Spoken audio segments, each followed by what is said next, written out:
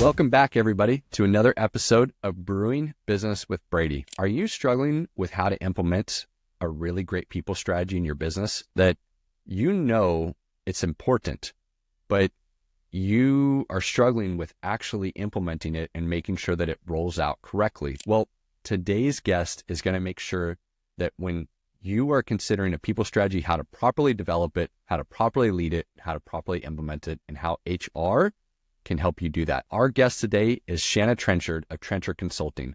Trenchard Consulting is an outsourced HR consulting firm that provides fractional HR services to smaller, mid-sized businesses that aren't in a position to have a full-time HR manager, but certainly could use that HR help.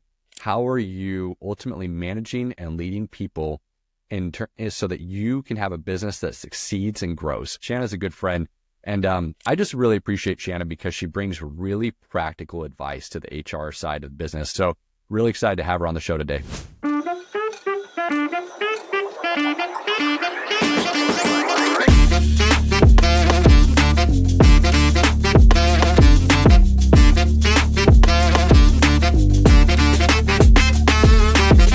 Hi, everyone. Welcome back to another episode of Brewing Business with Brady. Today, I have a really good friend, and good meaning we play pickleball together. So it's a really good friend. Her name is Shanna Trenchard, and she heads up Trenchard Consulting. Shanna is an expert in all things HR, and so we are really excited because we actually have not previously had an HR guest on here before. We've had a recruiter, but we haven't had an HR expert, and this is, a topic that for our audience I think is going to be really valuable because many of them are just at that cusp of their business growth where they really do need to consider some HR support and some HR management. And so really excited to have you on today, Shanna. Hey, thanks so much, Mason. I'm excited. So you got to tell us, how do you start your day? What's in the mug today? Okay, well, to be honest, how I start my day and Starbucks. Yep. I'm just the basic one. But okay, truly, if we're talking about starting the day, about a year and a half ago, I was introduced to AG1, right? Like the probiotics drink, and I was a little skeptical. I have been a diehard user of AG1 ever since. So I start my morning with AG1. It really has made a difference. I say, as far as like, I never get sick. I don't have the allergy problems anymore. I don't get paid to say that, but that is how I start my day. And then really the Starbucks is kind of a routine with my husband and I. Right. So we're both business owners. We don't have a lot of time to catch up regularly. So we would drop my son off at school in the morning and make our way through Starbucks, chat a little bit on the way before we get our days started. Yeah. I mean, so many people talk about, how much money is going down the drain with Starbucks and stuff. But at the same point in time, there's just those little luxury items that's like, if it's what gets your day going and you enjoy it, right, that hey, so be it. This is what you need in order to be, have a good start to the day. And I've heard a lot about AG1. I've seen a lot of the ads. So you're the first one that I've heard that is a consistent user of it. So I think since I've seen your pickleball game, that I think I'm going to have to start using it, see if it improves for me. Yeah, we'll give them a little bit of credit for that. But my advice is just don't do the math on what you're spending, right? Just don't do it. I made that mistake at one point and had to take a deep breath, but I think about it as more of an experience. It's our time together and part of our routine that gets our day going. Kind of diving into here, Shanna, that, we could talk about AG1 and coffee all day, right? But diving in here, you are a people strategist. You are an HR, strategist for businesses. That Trenchard Consulting provides fractional HR services to smaller, mid-sized businesses that really need that support, but aren't in a position to have a full-timer in that, in that role yet, right? I'm really interested that, with your background, your experience, what was kind of the pivotal moment for you of really understanding that value of crafting a people strategy for a business? When did the light bulb really turn on that, wow, like you saw the power of what this can do for a business? So when you're in HR, everybody assumes like you hire people, you fire people, right? And everybody hears right person, right seat. And I consider that like the basics. Yes, of course, we want the right person in the right seat. I spent years doing that. I would say if you're asking about more of a pivotal moment of like truly the impact, I would say a few years ago, I became a certified predictive index partner, right? Predictive index is one of those behavioral assessments that really dives into people's work behaviors. And I geek out on stuff like that. Like I think it's super cool. And when I got my predictive index report back, I was like, they looked into my soul, Mason, by me answering a couple of questions. And I had a client, fairly small client, and the sales guy was reporting into the operations manager. And they were just not getting along. Okay. They just could not work it out. And I had them both take a PI. It was one of those like aha moments where it's like, of course you guys aren't getting along, because what makes one tick is the complete opposite of what made the other tick. And so they're both trying to drive their own initiatives, right? Our sales guy is trying to like boost sales and new ideas and drive the business this way.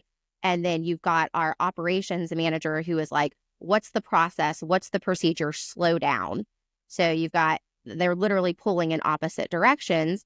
And that's when I was like, okay, we've got a great sales guy in a good role. We've got a great ops manager. So right seat, right role, we felt like they were good at the jobs that they were doing, but we hadn't put as much focus on that working relationship between the two of them and helping them understand each other and what makes the other one tick and how that is a pitfall between their working relationship and seeing the perspective of the other one.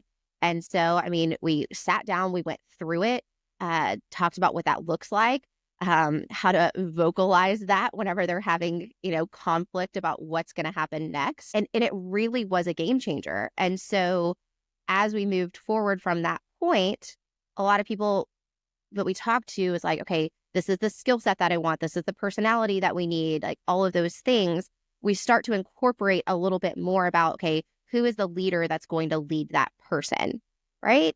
And we're not necessarily saying that you need to change who the supervisor is of whoever, of that position.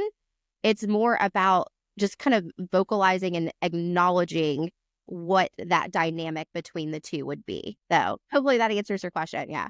No, it makes complete sense. That I actually have a book on the corner of my desk. It's called, and if you haven't read it, it's called The Synergist.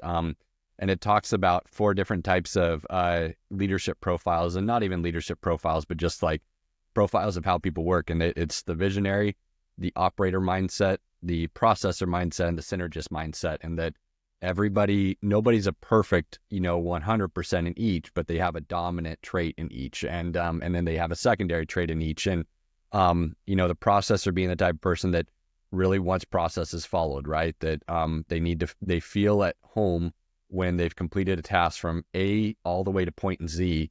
But then the visionaries, getting them to sit down and follow a process from A to Z, like it's going to make them pull their hair out.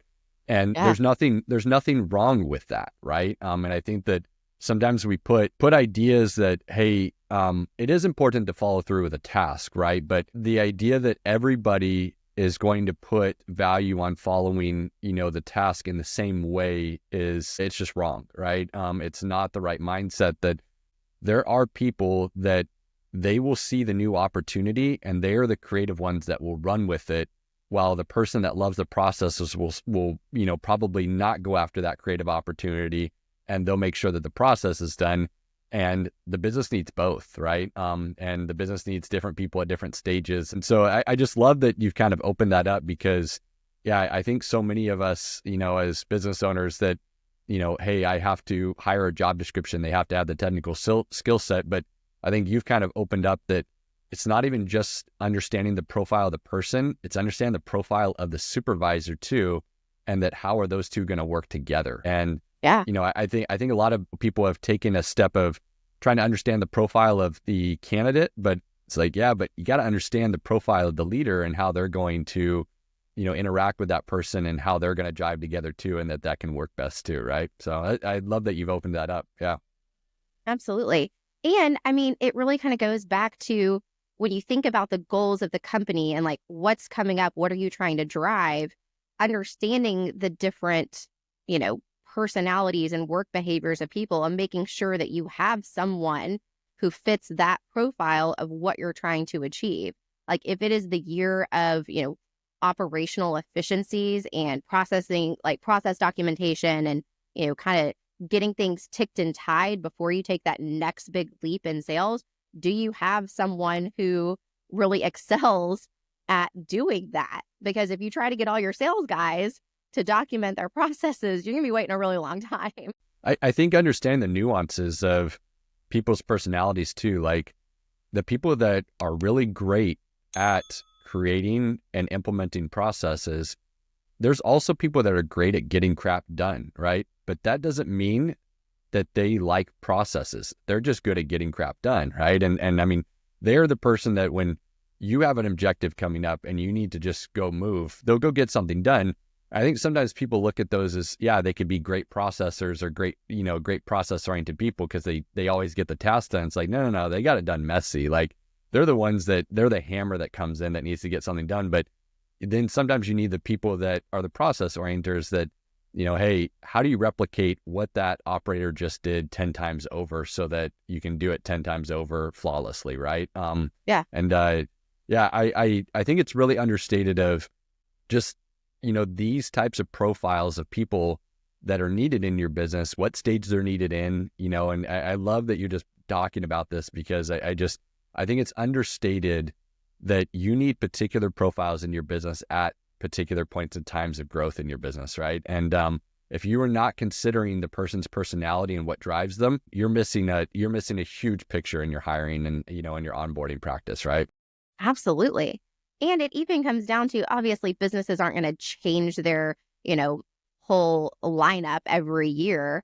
But when you look at the goals of the year, who do you have driving each of those initiatives? And is it the right person? Makes a difference. I'm thinking even in our, business that right now I'm personally focused on a lot of business development in our business, right? But we know that we need somebody in a role that is helping to onboard, additional CFOs and controllers. And as we hire them and have quality customer satisfaction the first 30, 60 days as we onboard clients, right? And we have a team member, like we did one of these tests and we figured out there is a team member that is more process oriented and we are moving him into that position to take over that role, right? That he thrives in that. And so to your point, it's sometimes just understanding your own team, validating who they are and that where can you plug and play as you continue to move along too, right? I'm like giggling to myself right now, Mason, because like if you were a client, as you're talking through it, you said, we gave them one of those tests. And like, we're so big on, it's not a test because it's not pass fail. It's not a test. Don't make people feel like they can fail it. It's an assessment. Yes, absolutely. Fair enough. Yeah, fair enough. Yeah. Wrong verbiage for sure. I'm going to be objective to this too, or try to, I'm probably going to be a bit bold here, Shanna. And because, and in the same way, accountants can get a bad rap and the term, bean counter goes around quite a bit, right? HR can get a bad rap too, right? That HR can certainly get a bad rap. And I think that's why I've enjoyed, our personal friendship because I think your approach is, it's different than what even I've experienced in the HR world that, literally I've talked with people and they say, I can't stand HR, right? And, some of the business owners, I mean, right, they started their business and we're talking about a lot of our audiences, sitting with businesses between 5 to 50 million in sales. And, they're just at that inception point to where they've had some home runs, they've really hit some success, but to get to that next step of growth, they're really having to formalize and begin to systemize their business a bit more, right? And they're bringing in, the key hires to think about, how do we get to that next step? And HR is certainly one of them. So I'm interested to understand, a lot of business owners, like they started a business, they wanted this freedom, they wanted this flexibility. They know HR is important, but, what are some of the unique HR pitfalls that most business owners don't regularly consider that you want them to know that, hey, this is really why you need to be considering an HR manager or fractional, full-time, whatever the case is, but just you need to be considering this in your business. This is why it's important to put an emphasis on HR. Okay. No, good question. And look, even as we're talking with different business owners about, is this going to be a fit? One thing that we see is the misconception is these businesses have been going along, right? They've been trucking along and nothing bad has happened, right? Like they haven't been burned, they haven't been sued. So they're like, everything's okay. Like that must mean that everything is fine when it's like, you just haven't been caught yet, right?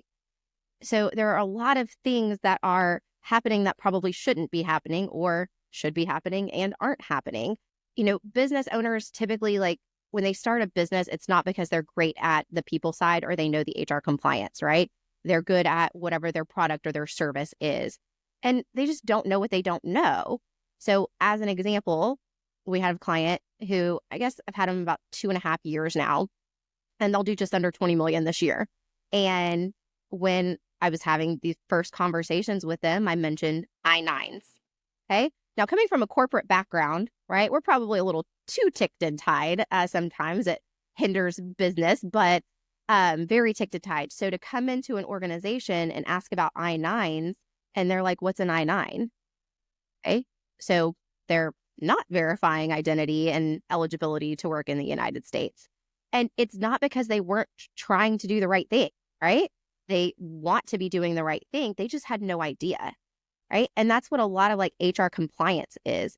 People categorizing contractors as contractors when really they should be employees based on the way that you have that working relation structured. So from a pitfalls perspective, it's just them thinking that there's not a problem because they haven't been burned yet. But I mean, it really takes one time, right? You get you lose a big harassment lawsuit, something like that. I mean, that could, I don't want to say wipe you out, but it could wipe you out. Absolutely. Right? So really bringing somebody in who can help guide you on what you should be doing to really mitigate risk, it becomes important. And what's cool is like, we kind of start a lot of times with people talking about the compliance side and how do we make sure you're compliant, we're mitigating risk for you and setting up your business in a way that is a little more people friendly.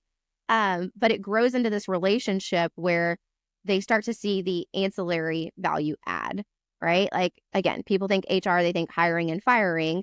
They don't think about really that partnership of talking through people related situations and how, almost every change or tweak that you make in your business is going to affect people somehow. So, and that's been really cool to experience. In my corporate career, worked with an excellent HR manager that I definitely would say a lot of people look at HR as a compliance, role. And we started this off with, the predictive index and really a people strategy, right? And every business owner is going to come with their own bias when hiring people or, how they're managing those people and how they're doing it, right? And I'm thinking of an example here of, we've had a client that one of his operations managers was committing a lot of very serious sexual harassment against the female employees. And the business owner had no idea of it. And finally, one of the employees came forward and said that this had happened. And it's like, we're very lucky that, there wasn't further legal issues that did arise for this business owner, that there wasn't claims made against this business owner, et cetera. But that it would have crumbled them had they had to pay out a lawsuit claim. It would have folded the business. Yeah. And, it's, yeah. And it's not, it's just that, hey, had you had another set of eyes and person, that interviewed this person in the original interview to get a read on the person, I saw extreme value in this HR manager that I worked with that, her ability to read people and to kind of get, an eye on, something's not sitting right in my gut here with their answers. And just that experience of walking through so many interviews, and we're talking about hiring right here. It extends into the workplace too, that how that employee comes to work and how they're, how they're engaged in their work practices. I saw such value in just HR being able to really sniff some things out too, to make sure that business is protected and that you are guarding a people culture that is important and that the employees feel safe and they feel protected and they feel secure. And so, I think to me, for business owners that they look at it, HR significantly in compliance, but it's that set of eyes that's really going to protect you and your business and make sure that your people are operating well, right? And that they're safe and secure. And so, at least from my experience. Yeah. And I could say like our experience with the clients that we have, in the beginning of the relationship, it is a lot of compliance, right? Like we're looking under the hood, we're doing our audit, we're kind of prioritizing things based on risks that we need to get fixed. Cause like, please don't try and do it all at one time, right? Like, let's put a plan together so we're not overwhelming the team. But then like once we kind of get through that phase of feeling pretty compliant, having things a little bit more ticked and tied, I would say the majority of our time is really working with the business owner on more, strategy, what's going on with the team, how are we making the environment better, what do we want to do for perks and benefits this upcoming year. We're talking a little bit more about the people than we do early on, to where that's the majority of our conversations, and it's just a little bit of stuff happening from a compliance perspective. I am interested to understand, in your experience, I feel like I've experienced this, where the actual business owner themselves is the biggest risk, is the biggest HR risk, right? And they may not be aware of it, but what they say, how they carry themselves in the workplace, they are the actual biggest HR risk for that entire enterprise, right? Have you encountered these situations, and how have you navigated it? More than once. Actually, we kind of joke about my husband being my biggest HR nightmare. So he's one. I kid, but there are times where I'm like, what I do for a living, right? Can we button that up a little bit? But yes, there are, I don't want to say frequent, right? But on more than one occasion, we've had situations where it's been the business owner that is quote unquote the problem, right? So they bring us in because they're having an issue, or they want to be, better at their people strategy. And as we start diving in, and we get to know the business owner, but we also get to know the team, right? We kind of pride ourselves on becoming a part of the team, building trust and relationships with not just the business owner, right? Because that's one perspective. We need to understand really what's happening in the inner workings of all the people of the business. And we have a business owner who really, the end of the day, he kind of was acting like his poop didn't stink, right? He had all the answers. He was always right. He wasn't the problem. And we started seeing a little bit more turnover. And through exit interviews and talking with people, it was, he is preaching core values, right? He is saying this is what's important, but he is not modeling that himself. He says that he's going to do this one thing, and then we do this other thing. So not really standing behind, or his actions weren't aligning with what he was telling the team. And so really navigating that, right, wrong, or indifferent, I can be a pretty direct individual whenever I need to be. And I think a big part of HR is being able to balance truth with empathy, right? Our clients don't pay us to be the yes man, right? You don't bring me in because everything is great and you just want me to agree with everything that you have going on. And so we do have to have some of those hard conversations, and occasionally it's with the business owner to point it out. But we approach those situations just like we coach managers to have conversations with their team, which is provide examples, right? Don't fluff it up. If you're having a very serious conversation, we don't need to add fluff in to make the message confusing. So, we'll usually have an offsite, we'll go to lunch, we'll go to breakfast, grab coffee, something like that outside of the office space, and just have a very real conversation about feedback that we're getting, some examples that we've witnessed, right? So we do try to kind of balance it's like an investigation, right? You get told something is happening and you go kind of investigate it yourself. You try to put together the pieces to understand what's happening as a whole. And then we have a very point blank conversation with that individual. And then we talk about how are we going to fix this, right? How are you going to work on yourself, and how are you going to communicate to your team that you're acknowledging this about yourself or about your work behaviors, and that you're focusing on it? Because I think even just vocalizing to the team to say, guys, okay, I realize I've not been great at this. This is what I'm trying to do to fix it. Call me out on it, right? Respectfully, but call me out on it. Sometimes they just don't even realize that they're doing it, and they need somebody to be that voice. But everybody's scared of pointing out the pitfalls of their manager, right? Nobody wants to be that person. So we step in and we're that person. We're that voice for the team that's not afraid to have the hard conversation with the business owner. I mean, I think you're highlighting a point that I think, especially for these business owners, if it's their first time owning a business, they may feel like they have to have all the answers, or as a leader that they have to feel like they're the one that does have clear direction, charge, and they're in charge and they're, the right leader. And that's just not the case, right? You're not going to have all the answers, and you also are not perfect as a person, and you're going to make mistakes. And at the same time, like, there's that balance of, you do have to set direction. You do have to be able to give direction to the team, but I think acknowledging that you're not perfect, right, is critical in terms of leadership. That it's the one way that you want your team to open up to you. You want them to bring ideas and to feel safe to do that. And if they feel like their voice isn't heard, you probably are going to lose those people over time. And just this theme of, you don't have to have all the answers.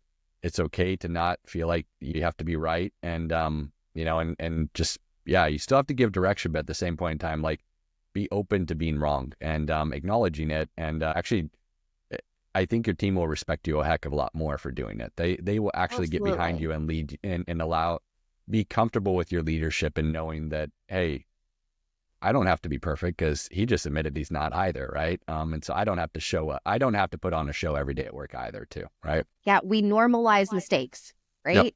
Yep. Because that's how we're going to learn and grow.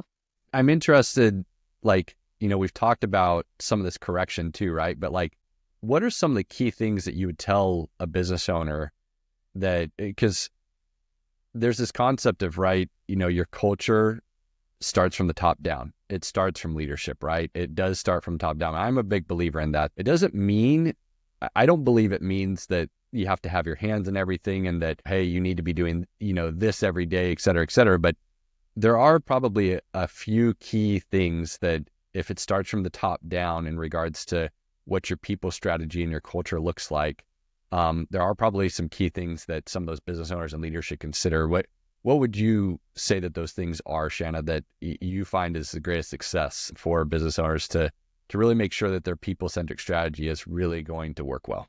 The biggest thing is, like, just do what you say you're going to do, right? I think that alone can move mountains, right? And it really does. It sets the tone. Like, everything that the leader is doing sets the tone, right? It's also clear expectations and setting those for the team, because oftentimes, if we're having a performance issue that we're having to work through with someone on a team, our role is kind of asking the questions. Okay, well, what expectation was set? Because is this really a problem because they're doing something wrong, or do they have the wrong expectation of what's going on? And so I think a leader that can do what they say they're going to do sets really good expectations. And then, like, you hear about it everywhere. It's the communication piece. And, and I admittedly, like, communication, right? People always think like, oh, HR, you must be really good at communicating and talking with people. And I'm not. Like, it's not my, I guess, best trait. And I tell my team that, and they know that. And they know that it is something that I have to, like, really focus on bringing people along in the journey. I do get caught up in, okay, we got this done, moving on. Or, oh, that person accepted that offer. Wait, did I circle back to Marcus to let him know that person accepted the offer?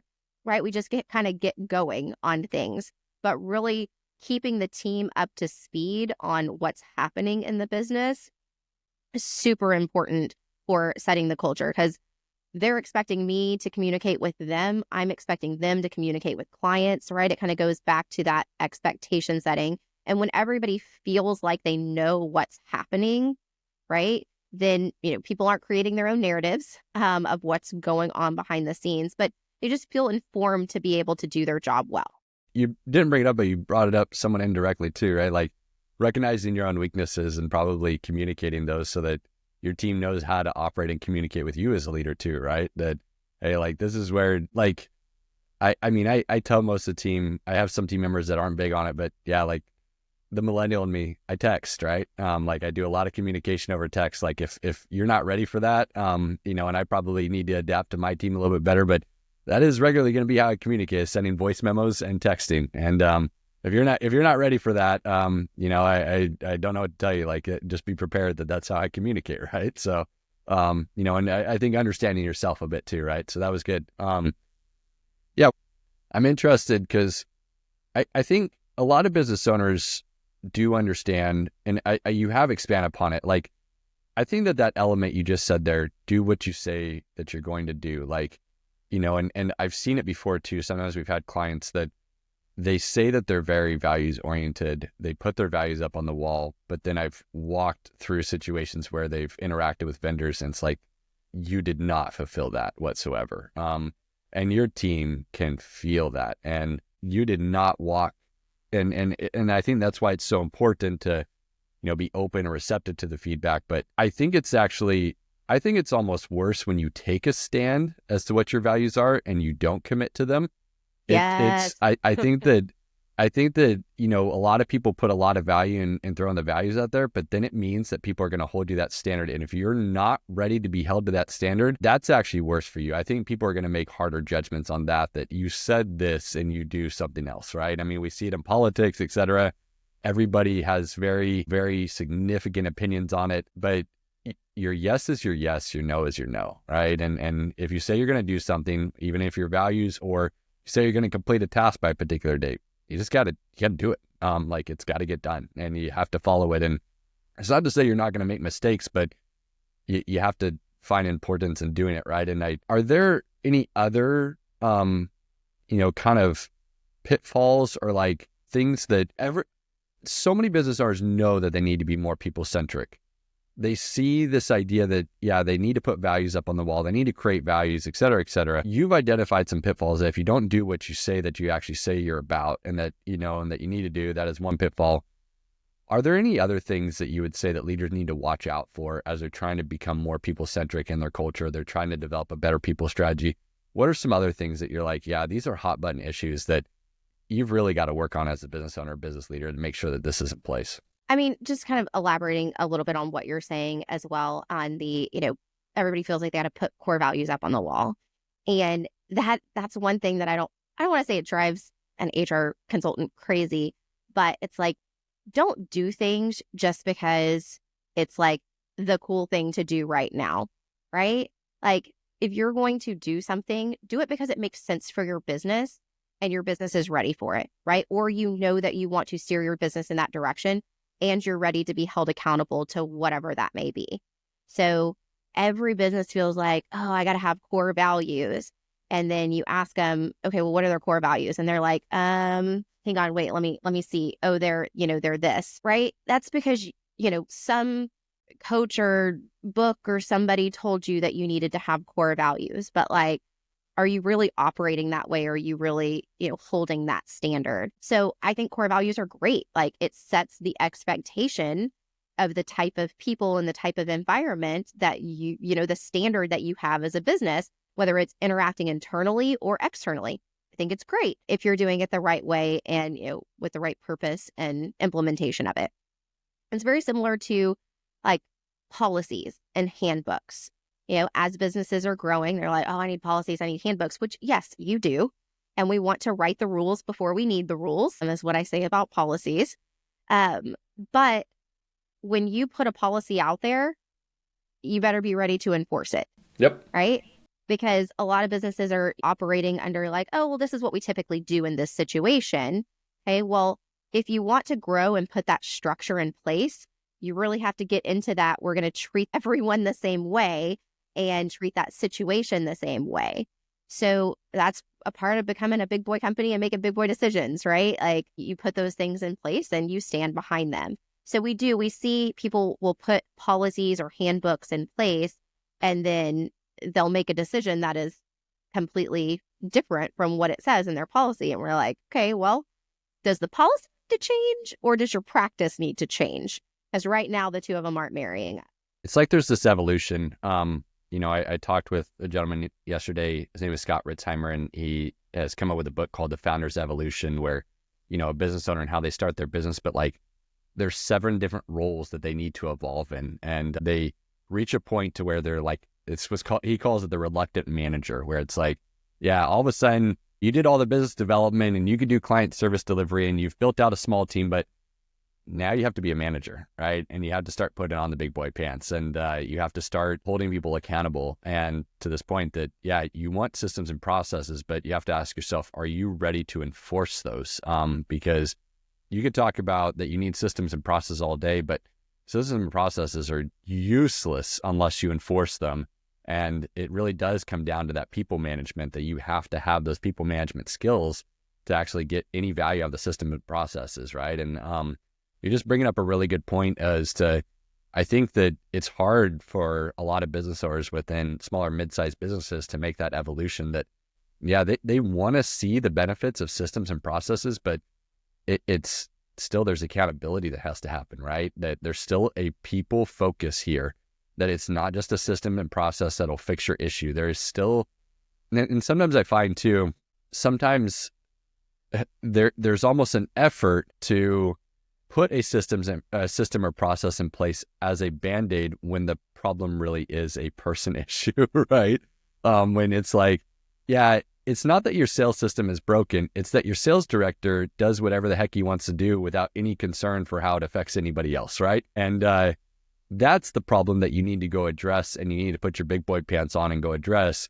Not that, oh, well, we need to make a systems and process for that and somehow try to make everybody feel like, yeah, it's a systems and process issue. No, you just need to go have a hard conversation, right? Right.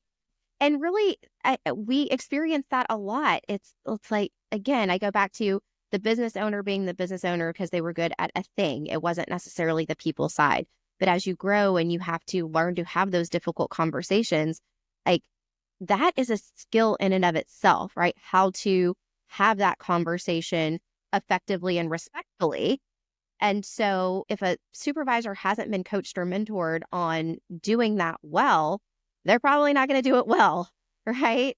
And so that is where kind of that partnership that we have with the businesses comes into play, is because whether we're the ones stepping in to facilitate that hard conversation, or we're the one coaching up the supervisor on how to handle it, role playing with them on how that conversation might go, it makes a difference. But you're right, like there's a difference in having a 5-person company and a 20-person company, from the systems and processes that you have to have in place down to the way that you communicate with them, right? Because you go from, being a couple people maybe sitting in a room and it's easy to just like look up and give an update to everybody, versus now if you've got 10 people that you're giving an update to, what does that look like? How do you make sure that everyone is staying aware of things happening?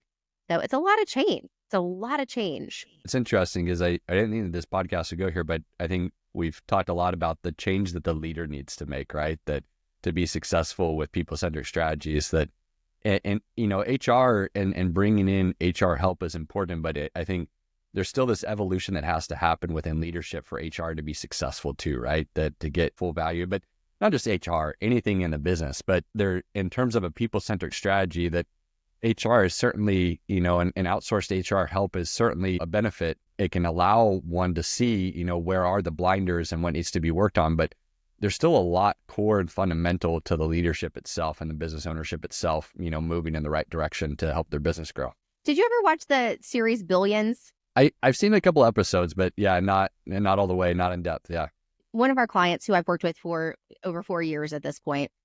So in Billions, you've got your like head guy, we'll just call him the head owner for anybody who hasn't seen Billions, of this huge organization.